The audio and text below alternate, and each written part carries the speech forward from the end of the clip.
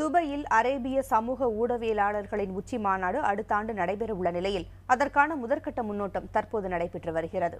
இது தொடர்பான தகவல்களை தருகிறார் அங்கிருக்கும் நமது செய்தியாளர் நிவேதிதா.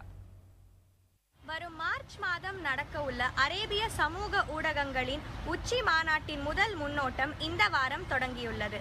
துபாயின் அரசர் மாண்புமிகு ஷேக் முகமது அவர்கள் தலைமையில் நடத்தப்படும் இந்த உச்சி மாநாட்டின் ஒருங்கிணைப்பு குழு இதற்கான முதல் கட்ட முன்னோட்ட அறிக்கையை துபாய் அரசிடம் சமர்ப்பித்துள்ளது. வருடா வருடம் நடத்தப்படும் இந்த நிகழ்ச்சியில் அரேபிய நாடுகளை சேர்ந்த பல சமூக ஆர்வலர்கள் கலந்து கொள்வர். இந்த ஆண்டும் 500க்கும் மேற்பட்டவர்கள் கலந்து கொள்வார்கள் என்று எதிர்பார்க்கப்படுகிறது. இதற்கான முன்னோட்ட நிகழ்ச்சி துபாய் உலக வர்த்தக மையத்தில் தொடங்கியுள்ளது. முதன்முறையாக டார்டா சாட் என்ற புது வகையான நிகழ்ச்சி தொடங்கப்பட்டுள்ளது.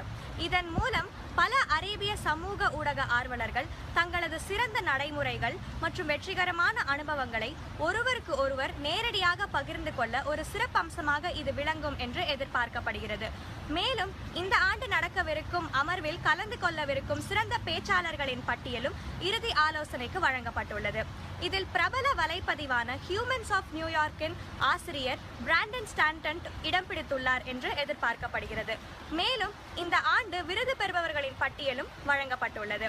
இதில் எகிப்து நாட்டை சேர்ந்தவர்கள் அதிகம் இருப்பது குறிப்பிடத்தக்கது. இது போன்ற விருதுகளை வழங்குவதன் மூலம் இளைஞர்களை சமூக ஊடகங்களில் சமூக நலனுக்காக அதிகம் செயல்படுத்த ஊக்குவிக்கும் என்று துபாய் அரசர் தெரிவித்துள்ளார்.